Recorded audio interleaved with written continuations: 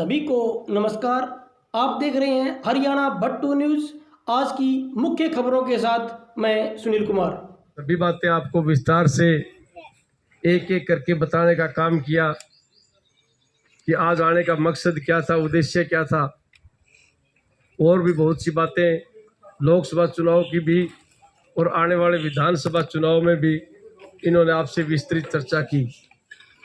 मैं भी मेरी तरफ से और सभी कांग्रेस पार्टी की तरफ से आदरणीय बहन कुमारी शैलजा जी की तरफ से, जो पिछले लोकसभा चुनाव में आपने जो विपरीत परिस्थितियों में दूरदर्शी सोच का परिचय देते हुए आने वाली पीढ़ी के उज्जवल भविष्य के लिए, अपनी नस्ल और फसल बचाने के लिए, बाबा साहब भीमराव अंबेडकर का संविधान बचाने के लिए जो सभी साथी एकजुट होके कांग्रेस पार्टी का आपने जो सहयोग, समर्थन और आशीर्वाद दिया और अपने गांव से 1150 वोटों से जिता के आदरणीय बहन कुमारी शैलजा जी को हिंदुस्तान की सबसे बड़ी पंचायत में भेजने का काम किया, उसके लिए मैं सभी गांववासियों का तहे दिल से आभार व्यक्त करता हूं, धन्यवाद करता हूं। क्योंकि खाबड़ा गांव एक राजनीतिक तौर पे, सामाजिक तौर पे बड़ा जागरूक गांव है और खाबड़ा गांव भट्टू ब्लॉक के अंदर इस गांव से जो आवाज़ उठती है वो पूरे भट्टू ब्लॉक को प्रभावित करती है। अगर आप भट्टू के नाज मंडी में बैठ के राजनीतिक चर्चा करोगे तो सारे लोग पूछते हैं कि खाबड़ों के माहौल है, तो खाबड़ा की जो आवाज़ जावे दूर दूर तक और दूसरे का मन भी प्रभावित करे। अब जिम्मेवारी ते बखूबी निभाई, दूसरे का मन भी थारी आवाज़ पहुंची, थे भी बहुत बढ़िया मेहनत करी और भारी बहुमत जिता के भेजी। क्योंकि बीजेपी वाला चुनाव के दौरान आया भी आ, नकाब तेरा चेहरा बदल के आया, हर तरफ गुमराह करने का प्रयास करियो, लेकिन ते सजग और सावधान रहा, आगे बातों में आया को नहीं। और आने वाली पीढ़ी ने बचाने खातर, नस्ल फसल न बचाने खातर, बाबा साहब के संविधान न बचाने खातर और जो दूसरी जन सुविधा में मिलनी चाहिए वह निरंतर हमारे मिलती रहे, बस सारी बातें देखते होते कांग्रेस पार्टी को साथ दियो। बहुत अच्छी दूरदृष्टि आपने सब साथियों ने, उसके लिए मैं आपको बारंबार आभार व्यक्त करता हूँ।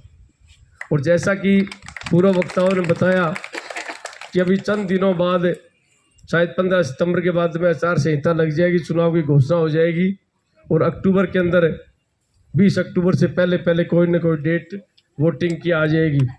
उसके लिए भी आपसे सहयोग, समर्थन और आशीर्वाद की अपील की। और मैं भी आपसे विनती, निवेदन, गुजारिश करता हूं कि जिस तरह से आपने लोकसभा चुनाव में सारे भाईचारे ने एकजुट होकर कांग्रेस पार्टी के पक्ष में जो मतदान करने का काम किया, जो आशीर्वाद देने का काम किया, जो समर्थन देने का काम किया, उसी तरह का समर्थन आप आने वाले विधानसभा चुनाव में जो भी साथी कांग्रेस पार्टी का झंडा लेके आ जाए उसको सहयोग, समर्थन और आशीर्वाद देके 1150 से तो आपने लोकसभा में जिताया था, 1500 से ऊपर आप अपने गांव से जिता के भेजना। क्योंकि आपके गांव से जो हवा जाएगी वो कई गांवों को प्रभावित करेगी, इसलिए पार्टी को भी आपसे बहुत उम्मीद है और आपकी भी जिम्मेवारी और गांव से थोड़ी ज़्यादा बनती है। क्योंकि खाबड़ा गांव राजनीतिक तौर पे समझदार गांव है। दूसरे गांव सोचते हैं भी खाबड़ा वाले इधर है तो वो ठीक ही फैसला कर रहे हो, तो हमें भी इधर होना चाहिए। तो सभी साथियों से ये विनती, निवेदन, गुजारिश है कि जब भी विधानसभा के चुनाव आए तो सभी साथी एकजुट होके, सारे भाईचारे को एकजुट होके कांग्रेस पार्टी का साथ दें। और जब मैं 2014 से 19 तक विधायक था तो मैंने हर संभव प्रयास किया कि हर आदमी के काम के लिए उसके काम आऊँ, उसकी किसी भी बात के लिए इनकारी ना हो। और मेरे सामने लगभग गांव की 3 समस्याएं आई थी। एक तो सेम की थी, एक मेरे कार्यकाल में ओलावृष्टि बहुत हुई थी, उससे सरसों की फसल को बड़ा भारी नुकसान हुआ था, और तीसरा ढाड़ियों में लाइट की समस्या थी। तो जब भी ओलावृष्टि हुई तो मैं दूसरे दिन ही वहाँ आया था, सदुलगढ़ सदलपुर रोड पे निरीक्षण भी किया था। मैंने मीडिया के माध्यम से आवाज़ उठाई थी, विधानसभा के पटल पे भी मैंने आवाज़ उठाने का काम किया था, और कहीं ना कहीं सरकार ने आपको कुछ राहत भी देने का काम किया था। हर संभव मैंने प्रयास किया था। और उसके बाद में जो सेम की समस्या थी तो उसके लिए भी मैं हर पटल पे, हर प्लेटफार्म पे, क्योंकि ये जो सेम की समस्या है ये कोई किसान का बेटा ही समझ सकता है कि सेम कितनी बुरी चीज़ है। ये तो फ्लड और अकाल से भी बुरी चीज़ है। जिस साथी के खेत में सेम आ जाती है उसका कोई ढंग नहीं रहता, ये मैं भली बात ही जानता था। और मैंने विधानसभा में भी मैंने ये जोश और तरीके से आवाज़ उठाई थी, मीडिया में उठाई थी और कृषि मंत्री से भी मिला था। और एक बार मुख्यमंत्री फतेहाबाद आया था और आपके गांव के लोग भी काफ़ी गए थे, तो मैंने कहा चलो आप मुख्यमंत्री से मिलते हैं। और मुख्यमंत्री ने मेन गेट बंद कर लिया था रेस्ट हाउस का, अपन वहीं धरना दिया था और उन्होंने मजबूर होकर अपने को अंदर बुलाया था और अपनी बात सुनी थी। और उस दौरान 6 करोड़ का अपना एस्टीमेट बना था और वो पैसे भी आ गए थे, टेंडर काल होने वाली बात थी। लेकिन उस टाइम लैंड एक्विजिशन बिल में थोड़ी गड़बड़ थी, अगर किसान चाहे तो भूमि अधिग्रहण हो सकती है, नहीं हो सकती थी। तो एससी एक्शन आया तो कुछ साथियों की ऑब्जेक्शन थी, वो सिरे नहीं चढ़ पाया हमारी प्रपोजल। लेकिन इसके बाद में जो ये बोरिंग वाला सिस्टम आया, ये भी अगर निरंतर ठीक चल जाए, इसके अंदर मुझे लंबी चौड़ी और कमी दिखाई नहीं देती, लाइट वाली कमी दिखाई दे रही है, क्योंकि ये सौर ऊर्जा से चलेगा। सौर ऊर्जा से सर्दियों में नहीं चल सकता, कोई बादलवाई होगी तो नहीं चल सकता। ये जब सूर्य अच्छा निकलेगा तभी चलेगा, और 7, 8, 10 घंटे ज़्यादा ये चल नहीं सकता।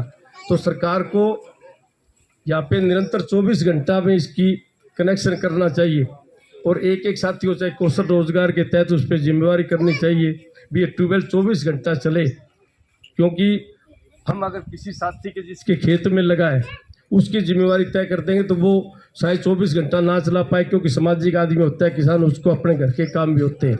उसके ऊपर कौशल के माध्यम से अगर कोई साथी को रोजगार मिलता है तो उसकी जिम्मेवारी बनती है वो 24 घंटे अगर वो चलेगा तो हमें कहीं ना कहीं लाभ मिलेगा।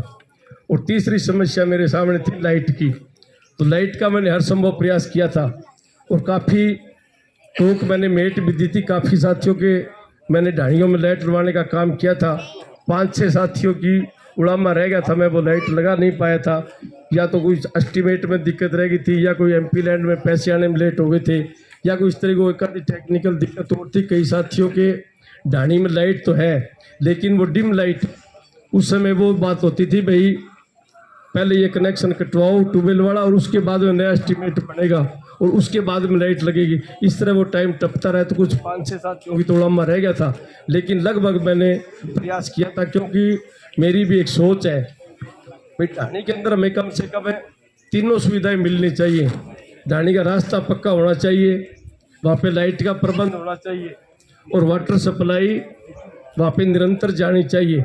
ये 3 सुविधाएं ढाणी के अंदर होनी चाहिए, क्योंकि ना तो लाइट के बगैर काम चलता, ना पानी के बगैर काम चलता। और आजकल बच्चों की वैन हर ढाणी में जाती है, रास्ता पक्का ना हो तो बच्चों की वैन जाने में भी दिक्कत होती है।